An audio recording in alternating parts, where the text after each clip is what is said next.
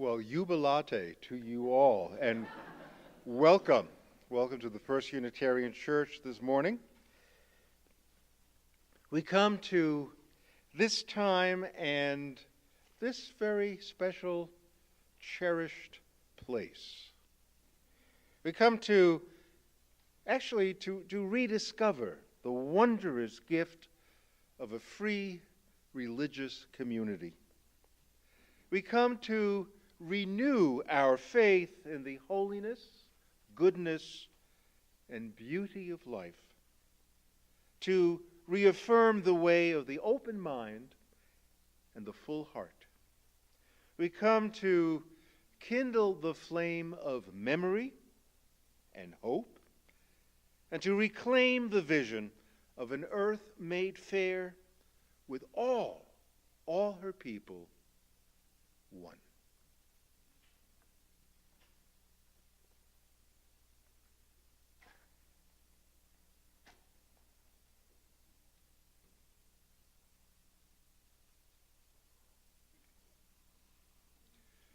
Symbol of light and of knowledge, symbol of warmth and freedom.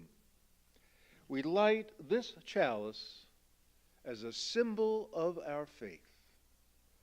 Here we gather to celebrate hope and the infinite possibilities of love. May we open our service this morning, turning our hymn books, please, to number 346.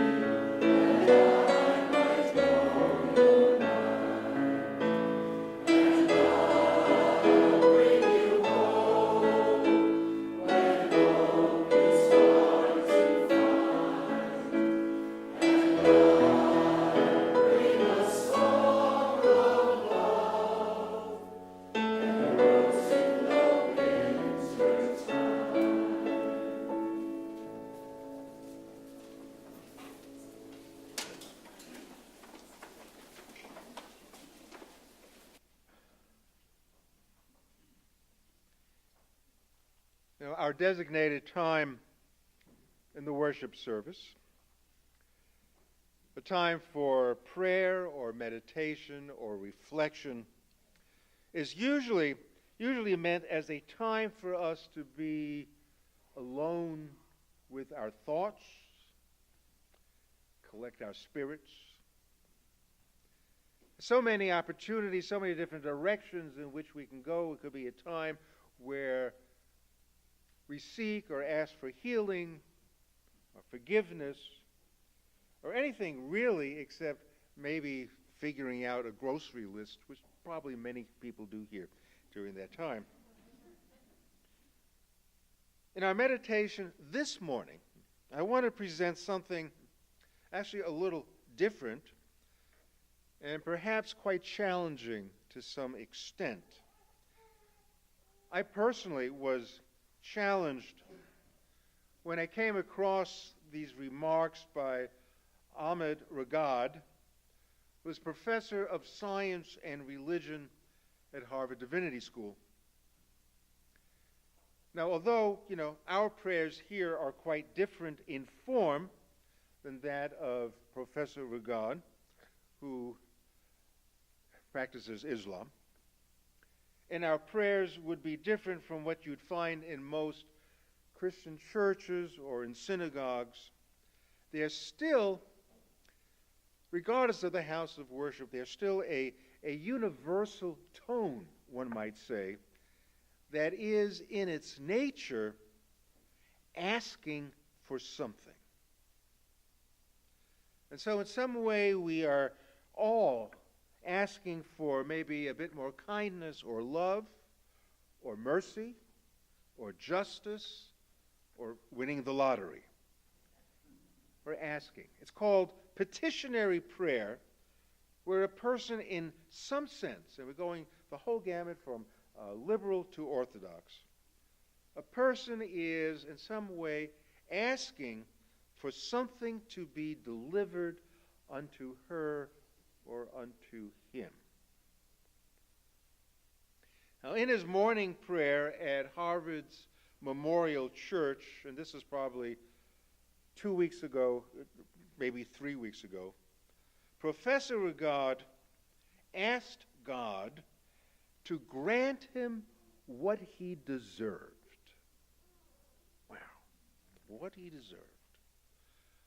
What tremendous courage is involved here. Because don't we generally try to tip the scales in our favor before we ask for something? But instead, the call goes out, give me what I deserve, which lays bare our foibles and indiscretions and moments of poor judgment. Grant me what I deserve. So what do I deserve? It makes me want to kind of take inventory of my life to determine if I should even make that kind of request at all. If I should receive according to the person I am, I might want to, frankly, change some things about how I conduct my life. Am I as generous as I could be to warrant something transcendent to give me what I deserve? Am I as tolerant as I could be? Am I as committed to justice as much as I can be? Am I really a good person and husband and father and friend and neighbor? What a difficult and uncomfortable and challenging prayer. So vulnerable. Grant me what I deserve. Let us sit with this for a moment.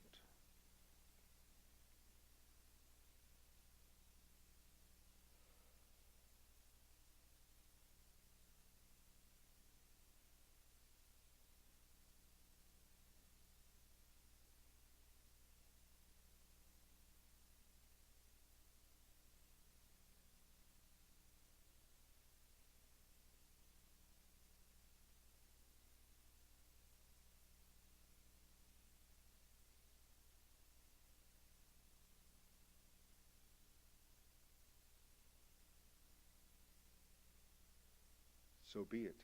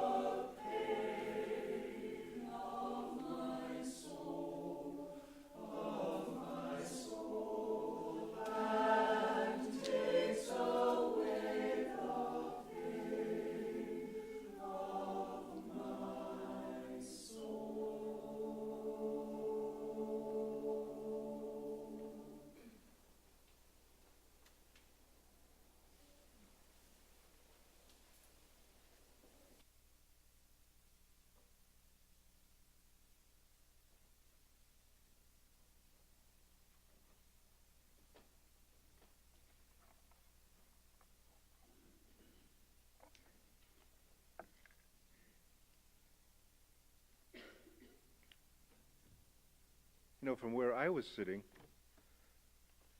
my chair was vibrating. And I thought, are we getting an earthquake? And I realized it was the bases. You shook the foundation of this church. Whoa.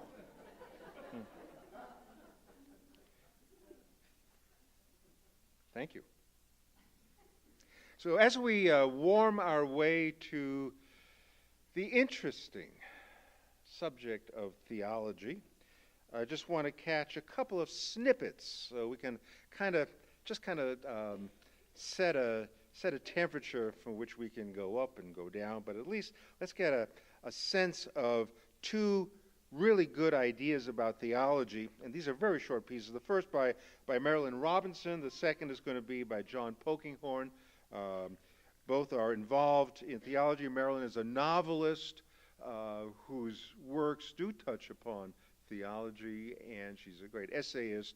And John Polkinghorne is interesting because he is both a physicist and an Anglican priest. And so he does a lot of juggling, but as far as he's concerned, he's not juggling at all. It's a natural fit. So we'll start off with Marilynne. It's a difficult thing to describe theology, what it means and how it disciplines thinking. Certainly, theology is the level at which the highest inquiry into meaning and ethics and beauty coincides with the largest scale imagination of the nature of reality itself. Often, when I want to read something that is as satisfying to me as theology, what I actually read is string theory, or something like that. Popularizations, inevitably, of scientific cosmologies because their description of the scale of things, this is what attracts it. It's the scale of things. And the intrinsic, astonishing character of reality coincides very beautifully with the most ambitious theology. It is thinking at that scale, and it is thinking that is invested with meaning in a humanly evocative form. That's theology. So basically what I take away from that is just, beauty, aesthetics, everything on a scale that just takes us beyond our everyday lives. John Polkinghorne says, science is very successful and very important, and I want to take it very seriously. He should. He's a physicist. It's also very limited. Now, I can tell you some things, and there are things that we need to know which science cannot tell us about, not just about religion, but many other things as well. So I quite often say to my scientific friends, so, what about music? Now, if you ask a scientist, as a scientist, to tell you all that he or she can about music, they'll say it's vibrations in the air. And they can give you quite a very complete and exact account of the form of those vibrations. But we all know that that description, which is complete in scientific terms, has missed the whole mystery of music. Music is very, very much more than vibrations in the air. And so we have to have a wider view of reality that can embrace extra dimensions of music which science, by its own choice, is unable to speak about. Religious belief is different from scientific belief in the sense that it involves the whole person. I believe passionately in the existence of quarks and gluons as the smallest bits of matter, but that doesn't affect the way I live my life. So theology is, I think, the great integrating discipline. It takes the insights of science, doesn't tell science what to think, but it takes science's insights and understandings. It takes the insights of morality, takes the insights of aesthetics, the study of beauty. The wonderful order or pattern of the world that science discovers and rejoices in is a reflection indeed of the mind of the Creator, whose will and purpose lie beyond the world. Our moral intuitions, our intimations of God's good and perfect will, our experiences of beauty, I believe, are sharing in the joy of the Creator, the creation. You can soon see the gross inadequacy of thinking that science can tell you everything that you could possibly know.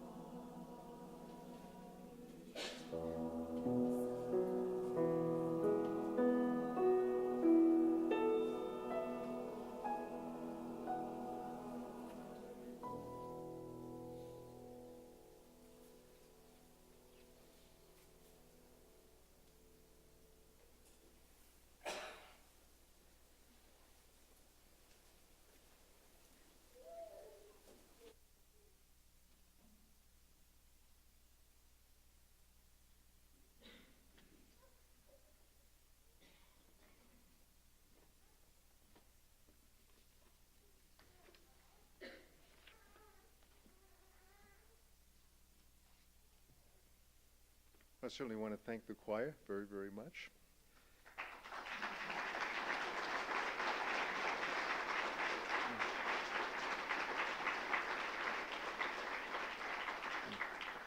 And from my vantage point, I can see the face of David Zabriskie.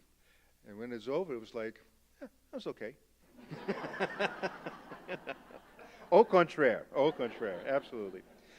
We too, we're very fortunate. We have received not just a rose in the wintertime, but just a beautiful bouquet of roses in the wintertime, meant to remember Martha Stewart, who is really one of the grand dames of this church for many, many, many decades. And it's hard to imagine that she has not been with us now for 10 years. And I want to thank her daughter Heather very much for quite a beautiful, beautiful floral display this morning. Please take a look at the back of your order of service, just so you've got a reminder of the host of things that we are going to offer during this holiday season. Please take note. Some of the events actually offer two times, like the Christmas Eve service. And are you getting ready for Christmas? Just a little jingle tingle. I like it. A little background music for the announcements on the holidays. That's great.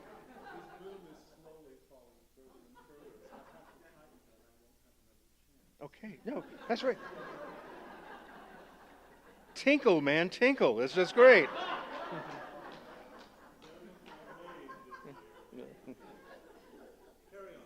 Thank you.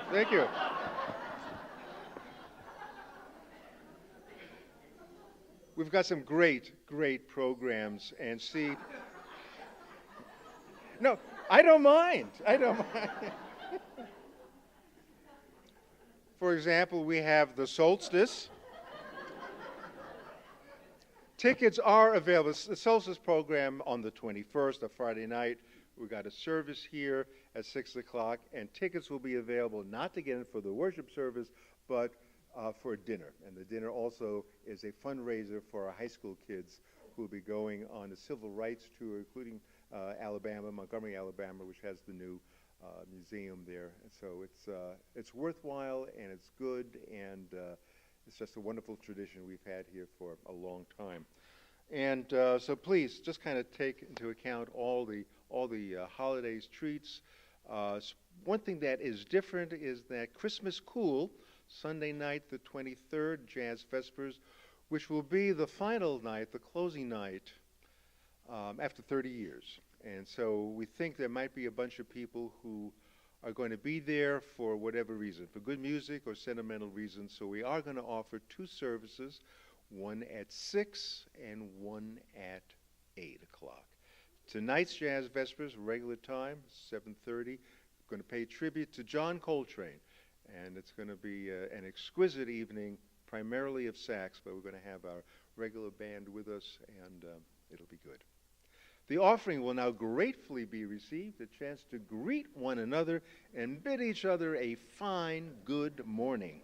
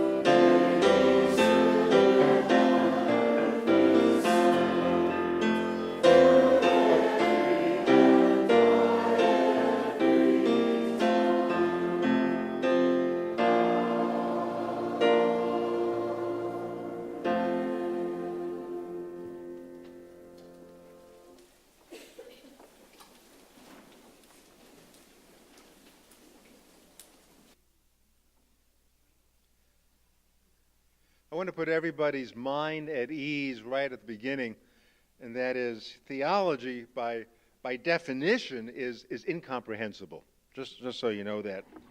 And if you can't relate to theology, don't worry. It's not a matter of any intellectual deficits. It's simply an area that seems hostile to the rational mind. But you may not realize that theology has changed its focus over the years, thank God, to where it has become a more personal entree into discovering and acknowledging that we yearn so much to experience a richness and fullness of life often missed by our tendencies to live more on life's surface. Theology as an immediate and accessible discipline is a far cry from the theology once understood as trying to figure out a world that exists far, far away, if it exists at all.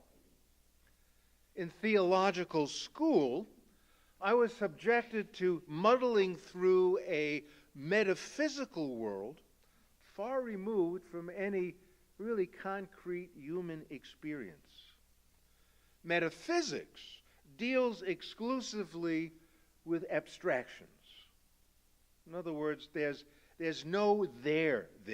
It has no basis in reality. Unitarians like to feel grounded. We have carved a niche for what we call rational religion. And this means that we don't like to wander too far afield from anything that can't be empirically verified.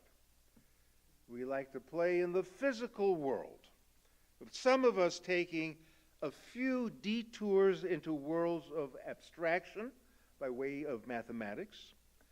But even mathematics, with its own complex rules and principles and theories, can ultimately, for the most part, be proven. Metaphysics, however, another level of abstraction beyond mathematics, holds the view that what exists lies beyond experience. Reality dwells in a realm beyond physical and natural laws. Wow. That's really far gone. That may be an interesting point of view to maintain, perhaps even valid, but it's awfully hard to prove anything if no physical or natural laws apply.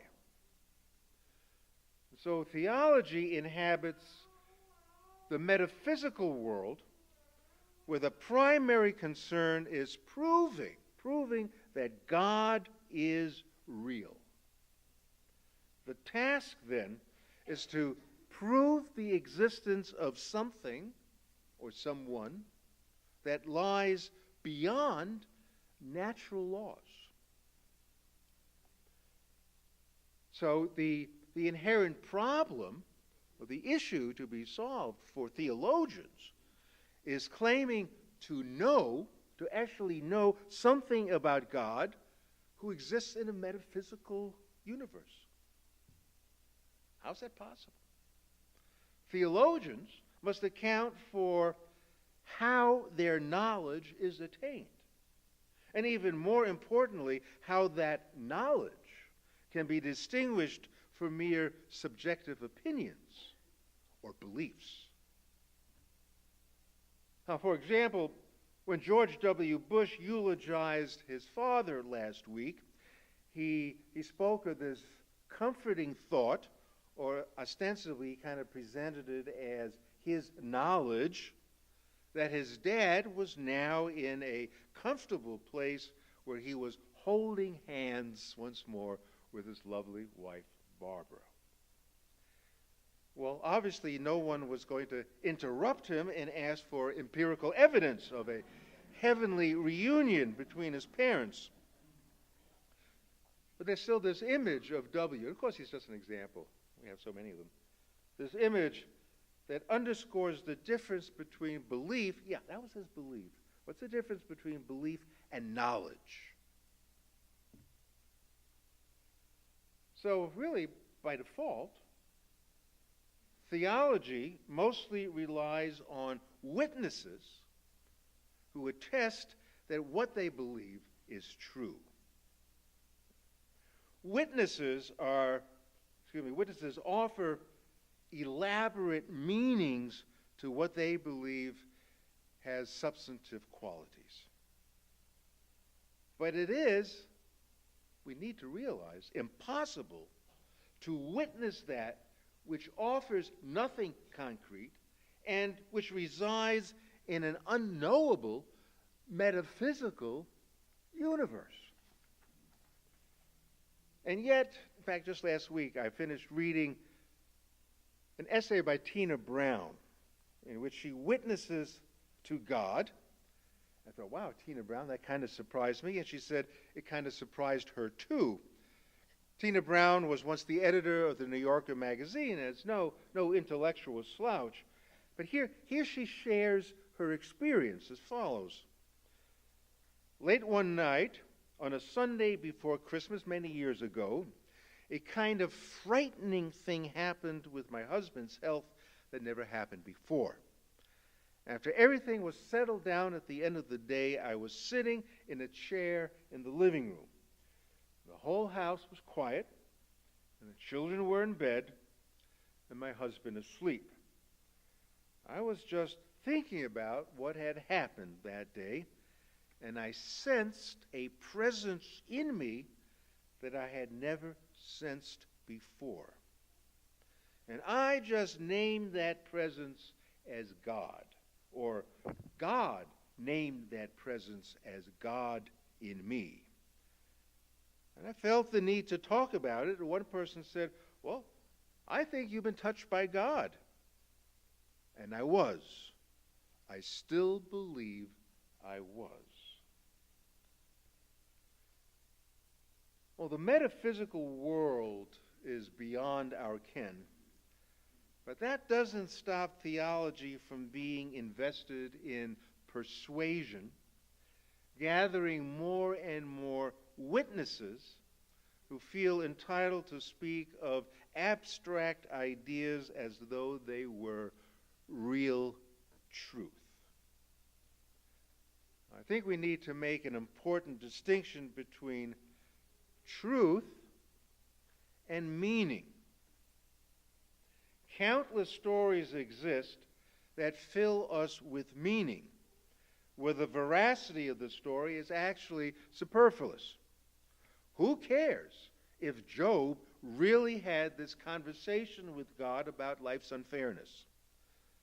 The meaning of the story, that bad things happen to good people for inexplicable reasons, remains paramount to our human efforts to cope with life's uncertainties and its occasional real hard deliveries into our lives. Theologians are mostly committed to representing God as truth, missing the nuance of how our lives are actually shaped by our personal stories. Our lives really aren't shaped by declarations of how God works in the universe. And so the great volumes of dogmatics and intricate systematic theologies, these all make these great truth claims, but are essentially unfulfilling as tools to help us figure out life's complexities. Fundamentally, the entire Judeo-Christian story is rife with meaning. When it is presented as truth, however, the meaning is compromised, if not altogether dismissed. If theology claims that it knows the truth, and the truth extends beyond physical and natural laws, well, then is not theology reduced to mere speculation at best? And this is maybe why I avoid wasting time arguing about the existence or non-existence of God. It suffices for me to say God is not knowable, period. Why are we trying to get into this metaphysical world so far away that can't be proven, that really has nothing to do with our lives? I mean, you can witness what God means to you, and I will respect that with every ounce of my being. It remains impossible, however, to witness the actual existence of God. And Tina Brown, to her credit, concluded her essay not with, "and here is my proof that God exists," but she says instead that the experience offered her personally some needed direction in her life. And that I admire and trust and support. In any story we read, not just Scripture, but any story at all, don't we ask ourselves, well, what does this really mean? And is there anything that I personally can absorb from the story? Any lesson that might lift my life and possibly move it in a new direction? So these are questions we may ask about the stories we read, but these questions also apply very legitimately to our life stories themselves. We are shaped, each and every one of us, we are shaped by our life story.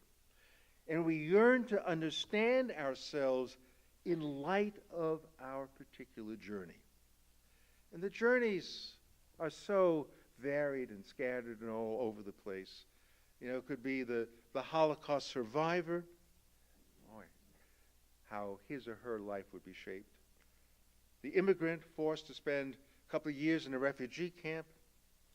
The parent who lost a child. A drug addict. A war veteran. A POW. Having to deal with an unexpected stroke in one's life. Having to deal with a jail term unexpectedly in life. Growing up in poverty. Feeling forsaken, homeless. Everyone has a personal story which there's a real need, a real hunger to try to understand. We ask, what does this mean? How has my story, understanding my story, how can that give fuller and deeper texture to the life that I'm living? Let me give you an example, a personal example, a time I felt tremendous compassion for and sorrow for my father. When I asked him while I was in seminary, and by the way, if you want to lead a happy life, don't ever send your kids to seminary, because they come back and they ask you all these horrible penetrating questions. It's terrible. So don't ever send your kids to seminary. So I asked him, because I never heard him talk about this. But I knew the story that when we went back to Germany as an American GI, and he was part of the group that liberated the concentration camp where his mother was, and he never found her. I said, what did that mean to you? What went through your mind? How did that affect you? What was that like? And he said, I don't know. I never went there. That's my nature. I just keep pace. I just keep pace with life. Never delve too deeply. Well, that proved an important lesson for me, that finding meaning in life takes work, real work. It requires a kind of time out from routines in order to reflect more critically. In seminary, we would have said, to plumb the depths of life's meaning. That's how they talk in seminary. And if we don't take that seriously,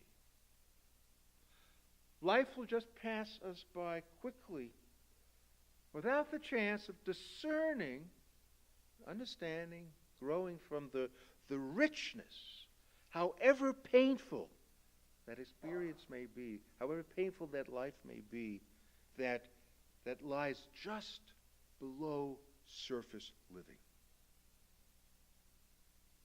But how do we come to understand our lives? And don't churches and temples and synagogues factor into that kind of exercise or that kind of discipline or opening up to that? It seems that's the way it ought to be. That's how houses of worship ought to function. But we read, almost every day about the decline of people going to houses of worship, the secularization of this country. Houses of worship fail to hold the interest of people, especially young people, which I don't understand. Too many houses of worship, then, I imagine, still cling, still live, still reside in the metaphysical, engaging with God and divine agencies as though they were absolutely true. And if you don't believe those metaphysical things to be true, there will be consequences for you in this life. Wow. Now, with a fairly good handle on cosmology these days, no longer relying on a divine plan to explain how all of this came about, we still search for more than finite things that life gives us, like jobs, families, education, or whatever else there is that's easily definable. Part of our intrinsic human nature is longing for something more. And that, of course, is, in fact, a journey for a lifetime.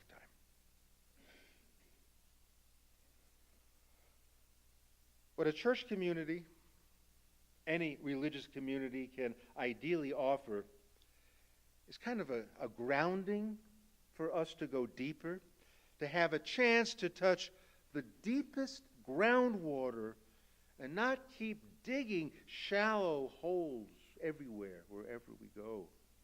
Otherwise, we never really find our own soul's depth. Our souls have tremendous depth. They do. But theologians, over the past few decades, have begun to realize this shift from cosmic truth to personal meaning.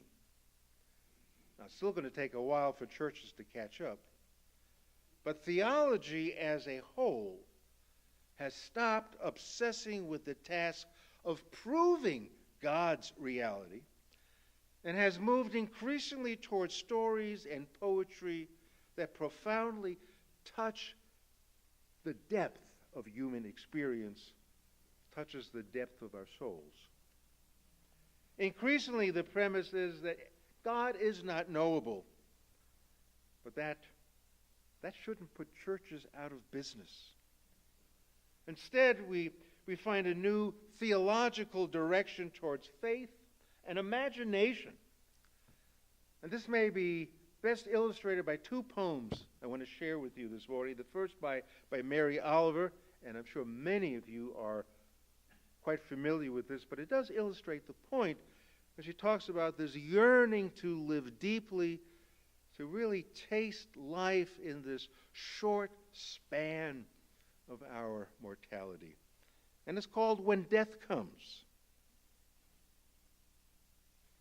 When death comes like the hungry bear in autumn, when death comes and takes all the bright coins from his purse to buy me and snaps the purse shut, when death comes like the measles pox, when death comes like an iceberg between the shoulder blades. I want to step through the door full of curiosity, wondering, what is it going to be like, that cottage of darkness? And therefore I look upon everything as a brotherhood and a sisterhood. And I look upon time as no more than an idea.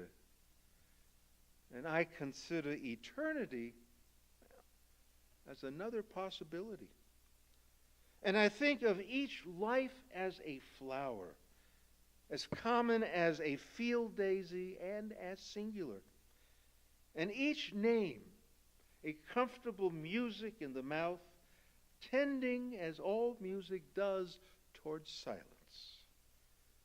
And each body a lion of courage and something precious to the earth.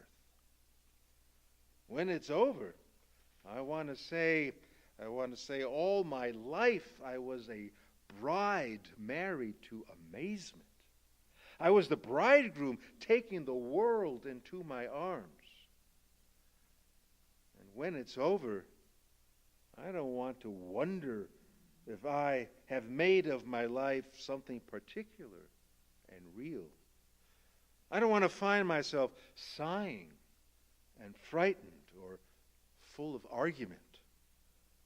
I don't want to end up simply having visited this world.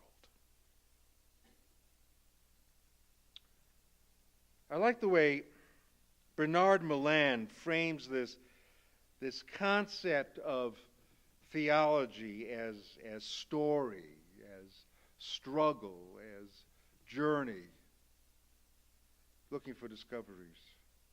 Maland is a professor at the Chicago School of Theology, and he says that theology in the modern era, that's so important, theology in the modern era speaks of truth as based on the reality that we live more deeply than we think. Isn't that stunning? Imagine that.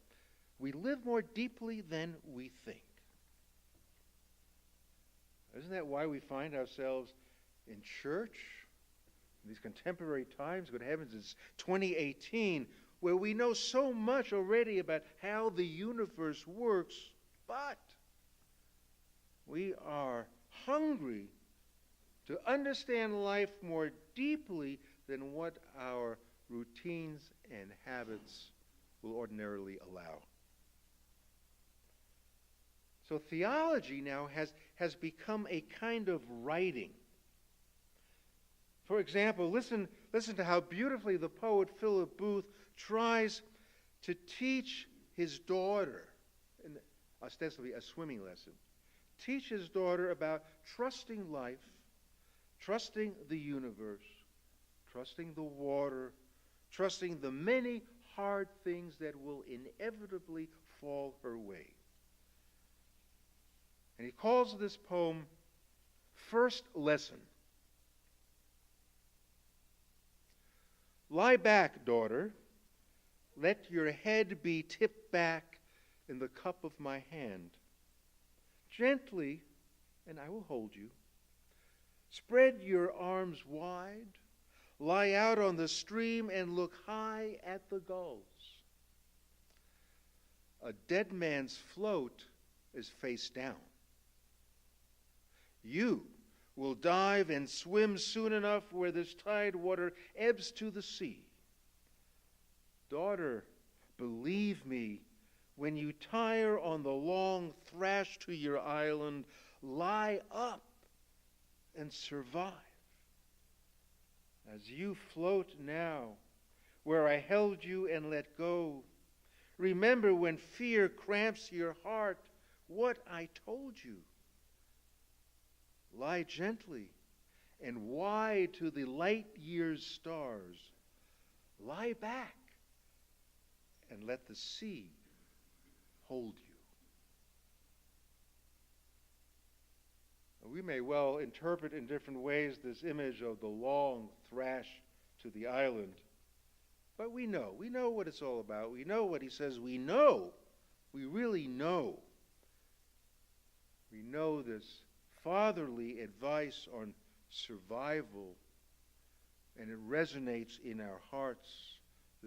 This universal identification for what we want for all our children, a prayer that the sea will hold them. So we have, just a couple examples of how theology kind of melts into poetry. But of course, this was made keenly aware by a great Unitarian minister, John Haynes Holmes, the Community Church in New York. This is back 1920. He was one of the founders of the ACLU. Goes back quite a ways. And he speaks of how his theology books have gathered a lot of dust over the years, but his collections of poetry, they're stained with his tears, and the pages yellowed by his constant usage. Now, poetry, we may contend, is merely about common feelings, but it is in those feelings that we come to learn who we are. We come to learn our place in the universe. I like Ralph Waldo Emerson's assessment of all this from way back, 150 years ago or more. At that time, he made it crystal clear that we must work by art, not metaphysics. Emerson, in fact, is famous for saying he had very little use for theologians, declaring that one day theology will be taught by poets. How prescient that man truly was. And so I hope we give theology another chance, for ultimately we are all engaged in the work of theology, trying to find truths for our lives. And with a nod to Emerson, the poets are now teaching theology, removing it from the metaphysical world to the world in which we struggle right here to find meaning. Why do we struggle? Because we would live such shallow lives otherwise. And so, yes, theology is the story of our lives, the lives we share in common, and it's also the realization that we live more deeply than we think. So be it. Let's conclude our service, turning our hymn books, please, to number 352.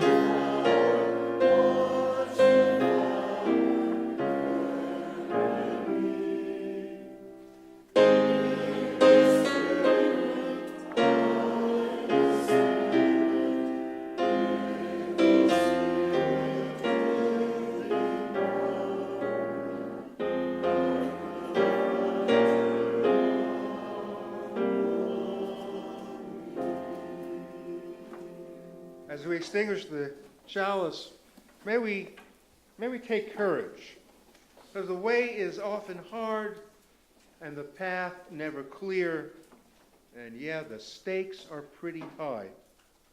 But take courage, for deep down there is another truth.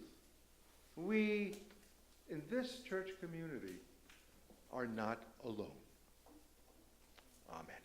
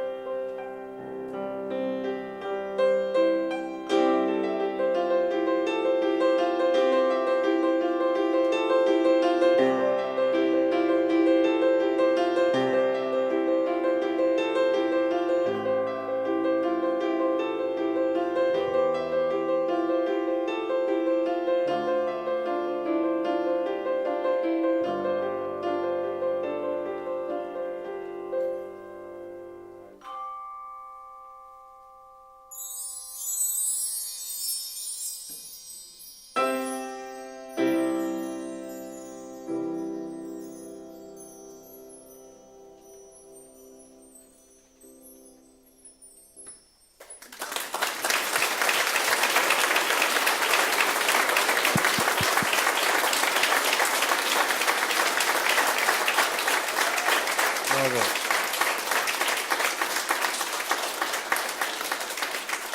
Adrian, what a debut. Thank you so very much. David, thank you. And, there's a running joke between the music department and me, and that is I really don't do bells. But every rule has an exception. And so I could listen to this all day long and feel good about it. Thank you. It must be the Romanian influence. They know how to do bells in Romania. Yeah, okay. Thank you. Thanks so much. Let us break for coffee, conversation. Don't forget to pick up tickets for the solstice dinner. And, thanks for coming.